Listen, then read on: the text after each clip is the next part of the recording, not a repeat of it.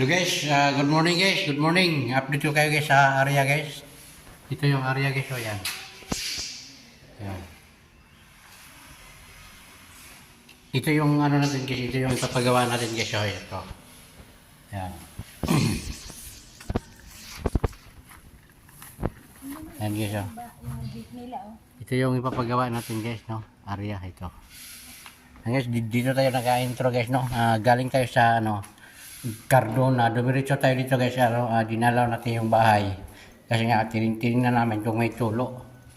Ito guys, yun, akit tayo guys, no, yan yan yan guys, ito yung kabuuan guys ng bahay, yan ito guys, itatiles pa ito, itatiles yan, yan meron lang tayong ano guys, papagawa lang natin ito ng ano, yung papel para ma-umpisa sa paggawa yung ano guys, yung bahay pagka-tile. Ngayon bababa tayo guys.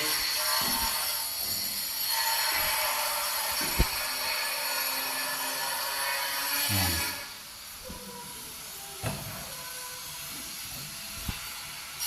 Yan o. Mga damo na, hindi na ano. Linisan natin ito guys sa susunod. Magdala tayo ng itak.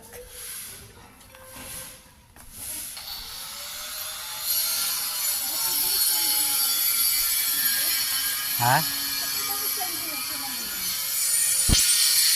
Oo, pag-git siguro iba-iba.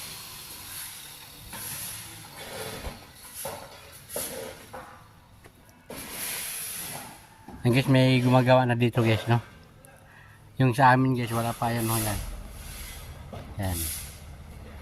So guys, medyo mainit na. Uwi na tayo guys, no? Dinalaw lang natin to guys para makakuha tayo ng ano. Kung paano natin gagawin.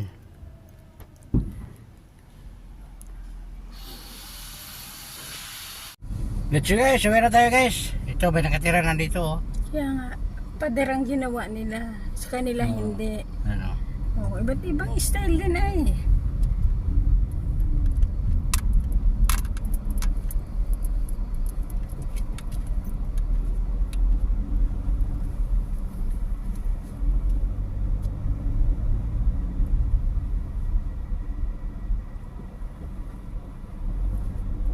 Ito oh.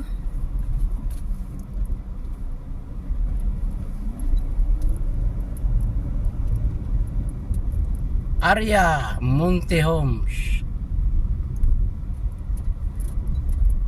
Ay, no, may motor oh. Sa kanya yan. Kaya nga. Guys, malapit na tayo guys sa ano guys, sa bahay. Saka pala guys, no, yung sasakyan nga pala guys, ihatid ko muna doon sa ano, sa may-ari doon sa kapatid ng kasama ko. Inihiram lang namin tong sasakyan guys para lang ano, para lang makapagpagamot doon sa Cardona guys.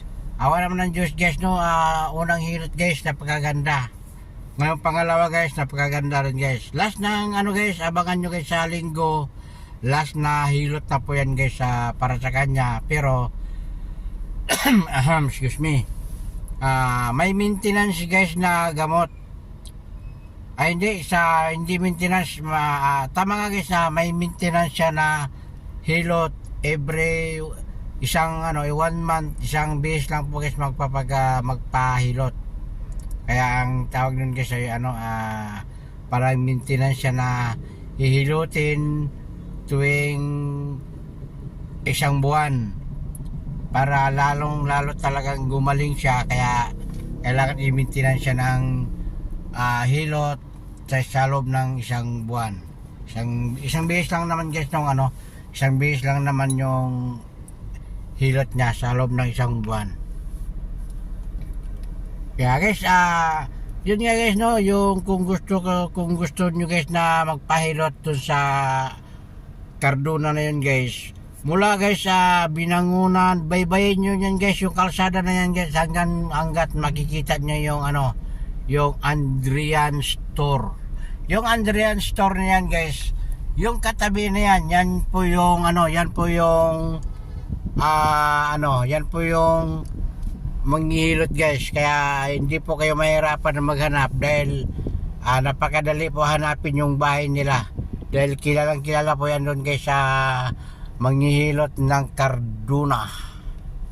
Yan. Kaya guys, wag na kayong wag na kayong magatubili guys na pumunta doon. Hindi naman pwede guys na i-schedule. Hindi rin sumasagot sa mga kung anong tinatanong. Kung magtatanong kayo sa kanya, pag nagbibisit kayo sa Facebook niya, hindi po niya masasagot dahil busy po siya sa sa mga paghihilot. And guys, kaya guys na hindi siya makapagsagot sa mga text sa mga messenger or mga comment. Hindi po siya makasagot dahil busy po siya sa kanyang trabahong paghihilot. Guys, napakagaling talaga. Marami nang napapagaling sa kanya guys dahil sa paghihilot. Marami na guys, iba-ibang lugar po yung hinihilot niya. Kaya huwag na kayong makatubili guys na pumunta doon sa kanya para magpahilot. Pumunta na kayo guys. Yun guys yung turo ko sa inyo. Basta guys, tumbukin nyo lang yung guys, yung Cardona mula Taytay, Angono, Binangunan, Cardona, baybayin nyo guys hanggat makarating kayo dun sa pupuntahan nyo. Tingnan nyo lang yun guys yung sa tabi ng kalsada, makikita nyo guys yung Aldrian Store. Yung Aldrian Store guys, yung katabi na yan, sa kanya po yung sa kanya na po yun. Kaya madali lang po hanapin nyo guys yung bahay nila. Kaya wag na kayong guys, wag na kayong magpatumpik-tumpik. Pagpunta na kayo at magpahilot sa lahat ng mga kasakasuan, sa lahat po ng may mga sakit na yung naramdaman nyo na nangangalay yung mga paa nyo, mga binti, mga katawan, yun, pumunta po kayo sa kanya, ipahilot nyo po yan. Mabisa po talaga ang paghihilot niya guys. Kaya guys, dito na lang guys, maraming salamat sa inyong lahat guys. Please like and share and subscribe my YouTube channel, Carlo GP Vlog. Bye bye guys, hanggang dito na lang.